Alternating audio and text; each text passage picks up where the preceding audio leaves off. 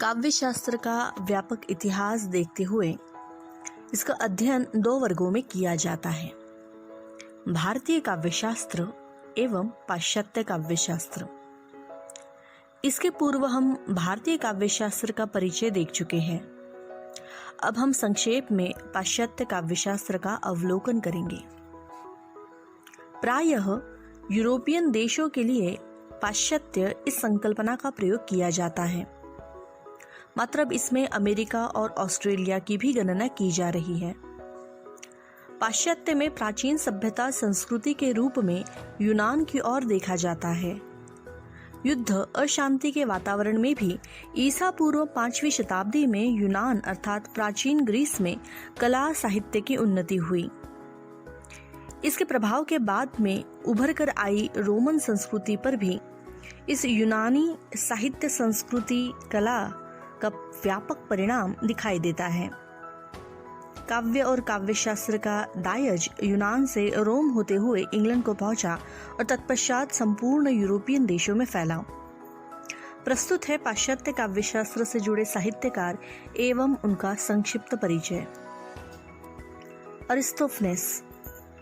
अरिस्तोफनेस का समय ईसा पूर्व 446 से 386 ईसा पूर्व का माना गया है। प्राचीन एथेंस के इस नाटककार को कॉमेडी का पिता कहा जाता है, जिनके द्वारा लिखे गए 11 नाटक आज भी सुरक्षित है। एशिलस इस प्राचीन ग्रीक रचनाकार का समय ईसा पूर्व 525 या 524 से ईसा पूर्व 456 या 455 का माना जाता है। दुखांत या शोकांत नाटक व लेखन का निर्माण करने वालों में एशिलस प्रथम है, जिन्होंने 70 से 90 शोकांतिका लिखी। प्रोमेथियस बाउंड यह इनका लोकप्रिय नाटक रहा। सोफोक्लेस एशिलस के साथ सोफोक्लेस का नाम भी शोकांतिका नाटक लेखकों में लिया जाता है। 497 से 496 ईसा पूर्व में कोलोनस अटिका में इनका जन्म माना गया है और ईसा पूर्व 406 या 405 में एथेंस में इनका देहावसान हुआ। यूरिपिडस इनका नाम भी एशिलस और सोफोक्लेस के साथ लिया जाता है शोकांतिका नाटक रचना के संदर्भ में। इनका समय ईसा पूर्व 480 से ईसा पूर्व 406 का माना जाता है। इनके 92 शोकांतिका है, जिनमें से आज 17 ज्ञात हैं। पाश्चात्य साहित्य शास्त्र का वास्तविक प्रारंभ वैसे प्लेटो से माना जाता है। प्लेटो अफलातून के नाम से भारत में जाने गए। प्लेटो का समय 428 या 427 ईसा पूर्व से 348 या 347 माना गया है। प्लेटो सुकरांत के शिष्य और अरस्तु के गुरु थे। सुकरांत की मृत्यु के बाद प्रजातंत्र के प्रति प्लेटो को घृणा हो गई। प्लेटो के समय कवि को समाज में आदरणीय स्थान था। कवि को उपदेशक, मार्गदर्शक, संस्कृति रक्षक माना जाता था, किंतु तत्कालीन स्थिति को देख प्लेटो की यह धारणा बन चुकी थी कि काव्य व्यक्ति समाज को भ्रमित करता है। अतः अपने रिपब्लिक नामक ग्रंथ में प्लेटो काव्य की सीमा निर्धारित करते हैं। द रिपब्लिक के साथ the statement, the Laws, Ion, Symposium Plato की प्रमुख रचनाएं हैं। इसके अलावा Apology, Crito, Euthyphro, Gorgias, Meno, Protagoras, Phaedo, Phaedrus, Parmenides, Theaetetus, Sophist, Philebus, Timaeus, Laws आदि भी इनकी रचनाएं हैं। यूरोप का प्रथम विश्वविद्यालय एथेंस में अकादमी खोलने का श्रेय प्लेटो को ही दिया जाता है। प्लेटो ने अनुकरण को साहित्य का मूल तत्व माना।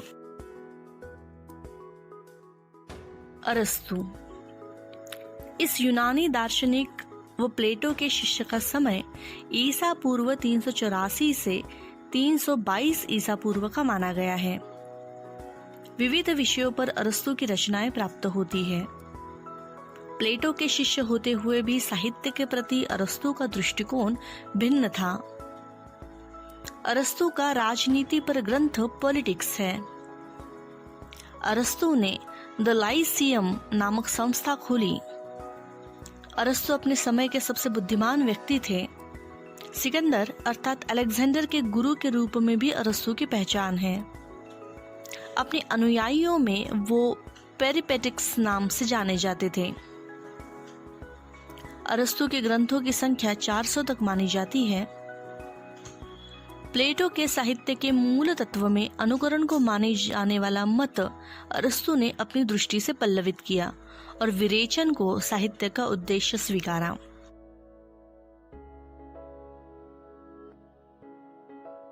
लोंजाइनस इस यूनानी आचार्य का समय पहली से लेकर तीसरी शती का माना जाता है।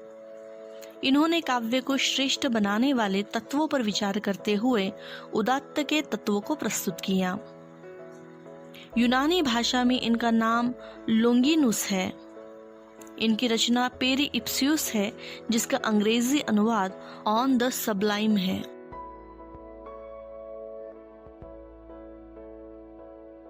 होरेस इस लैटिन भाषा के रोमन रचनाकार का समय ईस्वी सन पूर्व 65 से ईसा पूर्व 8 है।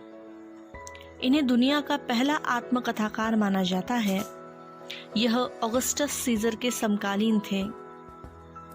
होरेस की रचनाओं में आर्स पोएटिका प्रमुख है, जिसका अर्थ है काव्य की कला। इनकी अन्य रचनाओं में स्टायर, इपोडस, ओडस, एपिस्टलस है। वैसे होमर के पश्चात हेसिडियस, पिंडार, गोर्जियस, एरिस्टोफनेस, सुक्रांत तथा आइसाक्रेटिस, इस्किलस, सोफोक्लिस का योगदान साहित्य के क्षेत्र में महत्वपूर्ण माना गया। पाश्चात्य आलोचना साहित्य के विकास क्रम में ग्रीक, लैटिन, इटालियन आलोचकों के मतों के पश्चात अंग्रेजी समीक्षा का क्रम लगता है। जिस तरह से पाश्चात्य की सामाजिक राजनीतिक स्थिति बदल रही थी, वैसे अन्य कुछ क्रांतिकारी कदम उस परिवेश में भी देखे जाते हैं। 16वीं शती के प्रारंभ में चासर और स्टीफन हास की पुस्तकें काव्य आलोचना के प्रयास में प्रथम मानी गई। इसके पश्चात पाश्चात्य दुनिया में अन्य कुछ साहित्यकारों का क्रम हम देखते हैं, जिन्होंने काव्य शास्त्र पर अपने अपने मतों को प्रस्तुत किया। इनमें सर्वप्रथम है दांते एलिगियरी, समय 1265 से 1321। यह मध्यकाल के इतालवी कवि थे तथा इटली के राष्ट्रकवि। इनका डिवाइन कॉमेडिया यह महाकाव्य सुप्रसिद्ध रहा। दांते का समय यूरोप के मध्ययुगीन विचार और संस्कृति के पुनरुत्थान का समय था। राजनीतिक विचार तथा कला संबंधी मान्यता के परिवर्तन का यह काल था। दांते ने जनसाधारण बोलचाल की भाषा को महाकाव्य में स्थान दिया।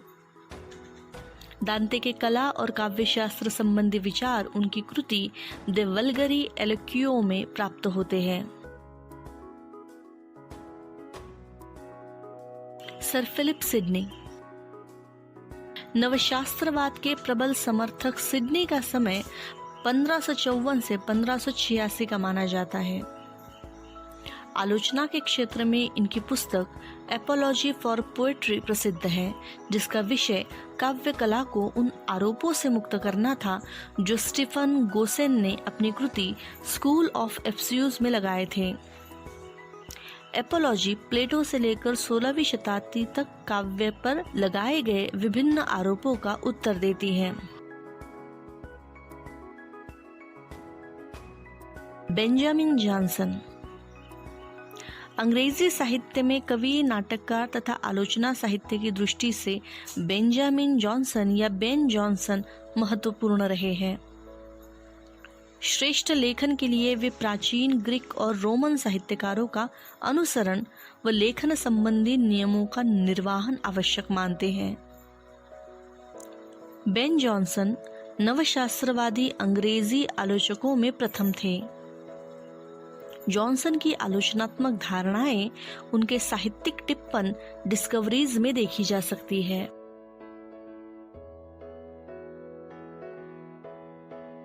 वर्ड्सवर्थ इंग्लैंड के रोमांटिक कवियों की पहली पीढ़ी में विलियम वर्ड्सवर्थ और कॉलरीज प्रमुख थे। दोनों ने मिलकर युगांतरकारी रचना लिखी लिरिकल बैलेड्स, जिनमें फ्रेंच राज्य क्रांति का प्रभाव दिखाई देता है। आम जनता की भाषा को कविता में स्थान दिलाने के लिए 18वीं शताब्दी में अभिजात वर्गीय काव्य भाषा की आलोचना करने वाला निबंध भी वर्ड्सवर्थ ने लिखा था। वर्ड्सवर्थ का काव्य भाष्य सिद्धांत काफी प्रसिद्ध रहा।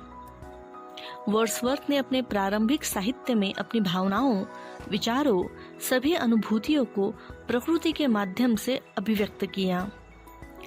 टिंटन एबे इस दृष्टि से उनकी महत्वपूर्ण रचना है। प्रिल्यूड में ईश्वर, मनुष्य, प्रकृति के प्रति उनका प्रेम भाव दिखाई देता है।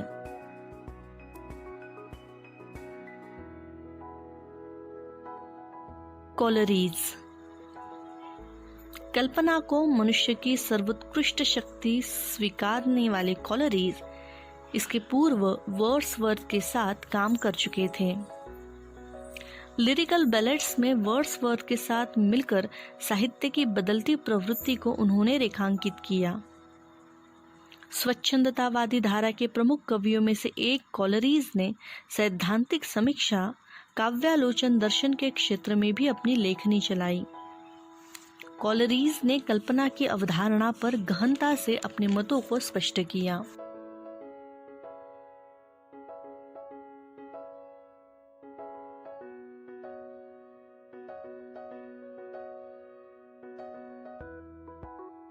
पी शैली अर्थात पर्सी बायसी शैली अंग्रेजी के स्वच्छंदतावादी कवि रहे हैं, जिनके साहित्य में भावात्मक चिंतन की विलक्षणता रही है।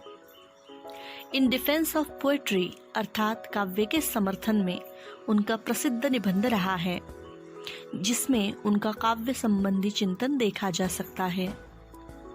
बुद्धि और कल्पना में अंतर मानते हुए वे काव्य को कल्पना का क्रिया व्यापार मानते हैं। तर्क की अपेक्षा वे भावना को महत्व देते हैं। शैली ने काव्य को नैतिक दायित्व के बंधनों से बांधने की चेष्टा की। इंग्लैंड के गीतात्मक कवियों में शैली का स्थान सबसे ऊंचा है। उनके काव्य में माधुर्य है, शब्द योजना है, मादकता है, भावों की गहराई है और कवि की हार्दिक अनुभूतियों की मार्मिक व्यंजना है। क्रोचे अभिव्यंजनावाद के प्रवर्तक माने गए क्रोचे का जन्म इटली में हुआ। कला मीमांसक, गंभीर तत्ववेत्ता, दार्शनिक के रूप में क्रोचे जाने माने गए। इतिहास के स्वरूप, सौंदर्य शास्त्र, आत्मदर्शन, मार्क्सवाद जैसे विषयों पर उन्होंने नया दृष्टिकोण प्रस्तुत किया। क्रोचेल दार्शनिक हीगल से प्रभावित थे।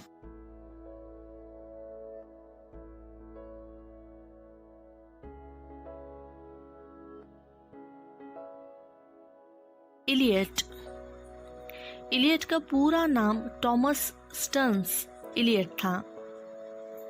20वीं सदी के महत्वपूर्ण अंग्रेजी आलोचक और कवि इलियट की काव्य यात्रा के शिखर के रूप में उनका काव्य संग्रह वेस्टलैंड और फोर क्वार्टेट्स है। ट्रेडिशन एंड इंडिविजुअल टैलेंट भी पाश्चात्य काव्यशास्त्र की इनकी महत्वपूर्ण कृति है। इलियट काव्य को भावों की अभिव्यक्ति नहीं बल्कि पलायन मानते हैं। इलियट के निर्वैयक्तिकता सिद्धांत रोमांटिक व्यक्तिवाद की प्रतिक्रिया में विकसित हुआ। इसके साथ ही इलियट का वस्तुनिष्ठ समीकरण सिद्धांत भी प्रसिद्ध हुआ। प्रूफ्रिक एंड अदर ऑब्जर्वेशन यह इलियट का काव्य ग्रंथ रामविलास शर्मा द्वारा विश्लेषित है।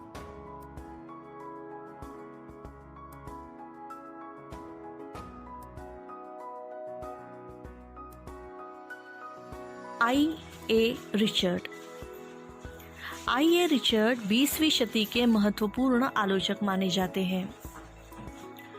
विज्ञान और मनोविज्ञान आधारित तर्कों पर कविता की सार्थकता, महत्व, उपादेयता, प्रतिपादित करने वाले आई.ए. रिचर्ड्स पाश्चात्य काव्यशास्त्र के मूर्धन्य आलोचक हैं।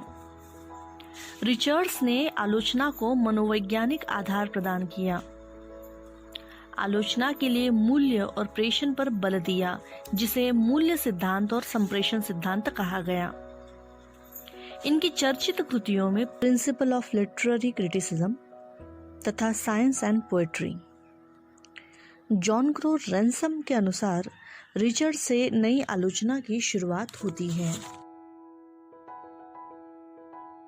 इन विद्वानों के पश्चात पाश्चात्य काव्यशास्त्र की दृष्टि से Matthew Arnold, Keats, John Dryden, Bradley, Ruskin Bond जैसे कितने ही ऐसे विद्वान हैं जिन्होंने अपने मतों को पाश्चात्य काव्यशास्त्र के संदर्भ में प्रस्तुत किया है।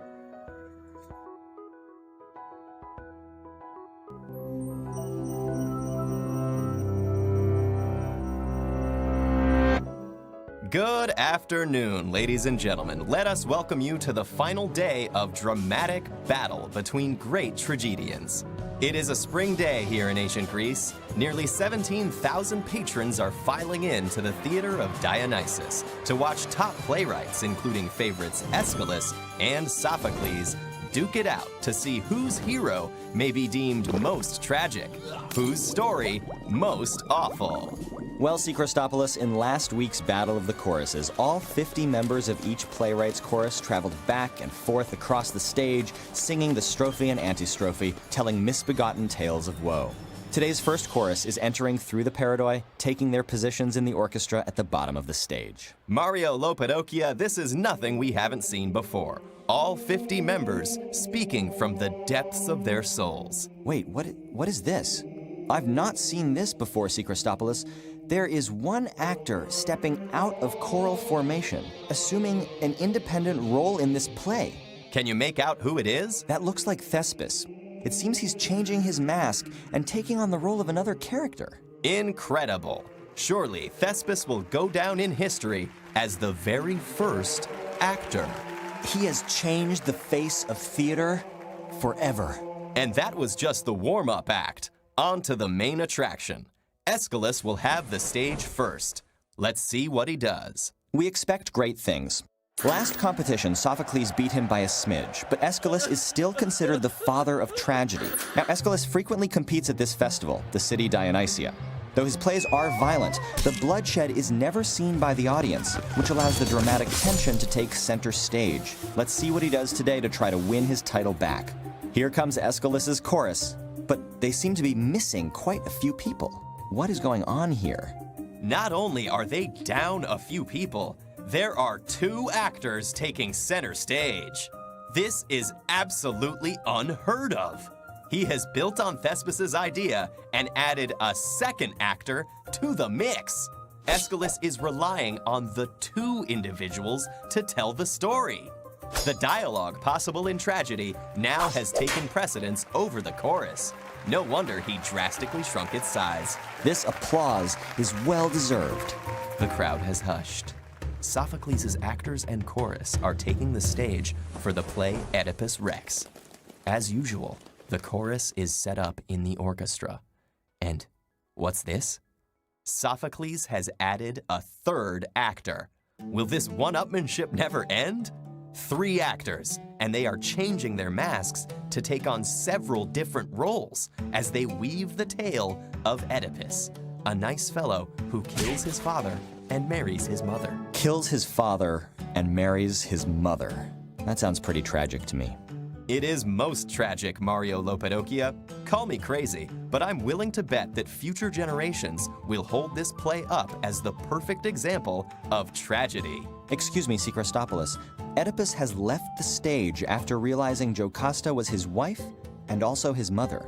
Where has he gone? I can't even imagine. Wait, the messenger has stepped on stage and is telling us of the great king's actions. He says that Oedipus, upon finding his mother, wife, Jocasta, dead of her own hand in their incestuous bedroom, took the brooches from her dress and stabbed his eyes repeatedly. You can't blame the guy, can you? Bedded his mother, killed his father, is father and brother to his children. I might do the same. My friend, I do believe we've seen it all. Indeed, we have. There is nothing more tragic than Oedipus. And sure enough, the judges who have been chosen by lot from all over Greece are ready to announce the winner. Oh, folks, this is one for the history books. Dark horse playwright Philocles has taken first prize. What an upset. What a tragedy. What a night, folks. We have witnessed the laying of the foundation of modern theater and some great innovations. The shrinking of the chorus, the addition of 3 actors. And such catharsis. Doesn't a great tragedy just make you feel renewed and cleansed? It sure does. But now we are out of time. I'm Steve Christopoulos. And I'm Mario Lopadokia. Peace, love, and catharsis.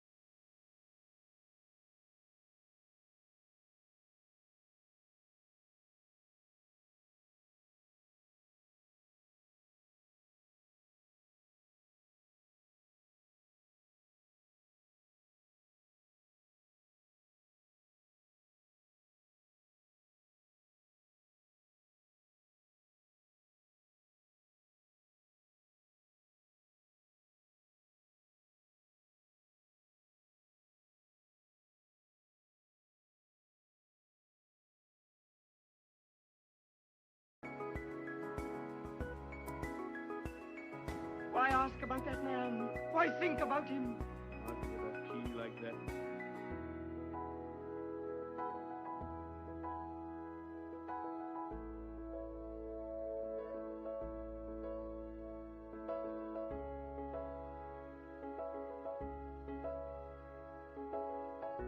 There you can treat me like a woman who's witless. My heart's made of steel, and as I have stated, whether you like it or not, there's Agamemnon. This is the sword hand that brought him to blood rights. I hacked